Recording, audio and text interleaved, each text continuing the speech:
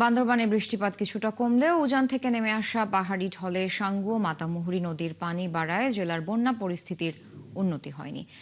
জহির রায়হান যুক্ত আছেন আমাদের সাথে, তার কাছ থেকে জানবো বিস্তারিত এই বিষয়ে। জহির, বৃষ্টিপাত তো কিছুটা কমেছে, কিন্তু নদীর পানি বাড়ায় এখন পর্যন্ত বন্যা পরিস্থিতি উন্নতির দিকে যায়নি। তো কি অবস্থা দেখছেন সেখানে? দুর্গত এলাকার মানুষ কেমন আছেন? ত্রাণ কার্যক্রম ঠিকভাবে পরিচালিত হচ্ছে কিনা, বা কোনো অভিযোগ রয়েছে কিনা ত্রাণ কার্যক্রম নিয়ে, জানাবেন আমাদের।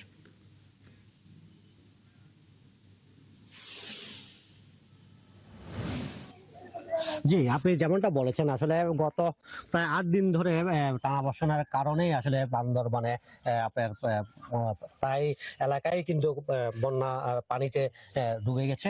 আর বিশেষ করে গত ২ দিন কিন্তু বৃষ্টিপাত কিছুটা কম হওয়ার কারণেই পানি কমতে শুরু করেছিল। কিন্তু গতকাল রাত থেকে আবার ভারী বর্ষণ শুরু হওয়ার কারণে এখন নিম্ন অঞ্চলের পাশাপাশি কিন্তু উঁচু এলাকা যেগুলো আছে এগুলোতে জহির রায়হানের সাথে আমাদের সংযোগটি বিচ্ছিন্ন হয়ে গিয়েছে। আমরা চেষ্টা করব পরবর্তীতে তাকে আবারও যুক্ত করে নেয়ার এবং বান্দরবানের যে বন্যা পরিস্থিতি সেটি জানার। এই মুহূর্তে রাঙামাটির বন্যা পরিস্থিতির খবর আমরা জানবো। রাঙামাটিতে টানা ভারী বর্ষণ ও বৈরী আবহাওয়ার কারণে পাহাড় ধসের ঝুঁকি বেড়ে গেছে এবং জেলার বিভিন্ন ঝুঁকিপূর্ণ এলাকা থেকে বাসিন্দাদের আশ্রয়কেন্দ্রে সরিয়ে নিচ্ছে জেলা প্রশাসন। সেখান থেকে বিস্তারিত জানাতে যুক্ত হচ্ছেন সহকর্মী উচিংছা রাখাইন। উচিংছা, বর্তমানে পরিস্থিতি কেমন দেখছেন এবং আশ্রয় কেন্দ্রে কতজনকে নেওয়া হয়েছে, কি বলছেন তারা, প্রশাসন সংশ্লিষ্টরা এ বিষয়ে কি বলছেন?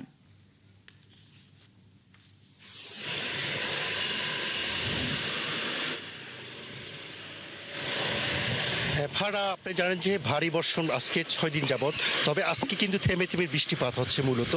এবং আমি যদি বলি, রাঙামাটির জেলা প্রশাসন আমাদেরকে জানিয়েছেন হচ্ছে রাঙামাটিতে ৪০টি আশ্রয় কেন্দ্রের মধ্যে প্রায় ৩,৫০০ আশ্রয় গ্রহণ করছে বলে এমনটি জানিয়েছে। তবে জেলা প্রশাসন থেকে কিন্তু যে সমস্ত কাছে উপজেলাগুলোতে সেখানে ত্রাণ পৌঁছানো হয়েছে। তবে সবচেয়ে বিশেষ করে যে দুর্গম এলাকা ফারুয়া বা বিলাইছড়ি ফারুয়াতে এখনও ত্রাণ পৌঁছায়নি বলে এমনটি যাচ্ছে। ওইখানকার যে পরিস্থিতি, যে নিম্ন অঞ্চল প্লাবিত হওয়ার কারণে ওইখানকার ঘর বাড়ি সহ যে ফসলি জমি এবং হচ্ছে ওইখানকার যে খামারগুলো রয়েছে সেগুলো একেবারে প্লাবিত হয়েছে বলে এমনটি আমাদেরকে জানিয়েছে ওইখানকার স্থানীয় মানুষ। সবচেয়ে বড় বিষয় হচ্ছে বাগাইছড়ি এবং বরকো উপজেলা এবং জুড়াইছড়ি এবং রাজস্থলীতে ওইখানে কিন্তু প্লাবিত হয়েছে।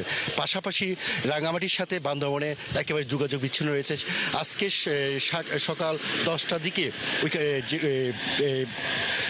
যে বান্দরবন এবং রাঙামাটি সড়কের একটি ব্রিজ তলিয়ে যাওয়ার কারণে কিন্তু বিচ্ছিন্নতা রয়েছে।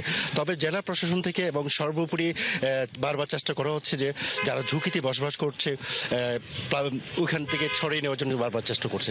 তবে একটি বিষয় আপনাকে জানিয়ে রাখি, আমি যদি একটু দেখাতে চাই, রাঙামাটি শহরে কিন্তু বারবার ফুলে উঠছে যে পানি প্লাবিত, সেটা হচ্ছে মূলত ভারী বর্ষণের কারণে। এবং আমি একটু দেখাতে চাই হচ্ছে একেবারে যে রাঙামাটি শহরে দিন দিন কিন্তু পানি বেড়ে চলছে বলে এমনটি আমাদেরকে জানিয়েছে এখানকার এবং স্থানীয়, এবং আমরা দেখতে পাচ্ছি। সবচেয়ে বড় বিষয় হচ্ছে রাঙামাটিতে সবচেয়ে বিলাইছড়ি উপজেলাটা সবচেয়ে ওইখানে খাদ্য না পৌঁছার কারণে ওইখানকার অনেকে না খেয়ে আছে বলে এমনটি আমরা জানতে পেরেছি। পারা উচিংছা রাখাইন, ধন্যবাদ আপনাকে যুক্ত হওয়ার জন্য। দর্শক, রাঙামাটি থেকে যুক্ত ছিলেন সহকর্মী উচিংছা রাখাইন, জানাচ্ছিলেন সেখানকার বন্যা পরিস্থিতির আপডেট।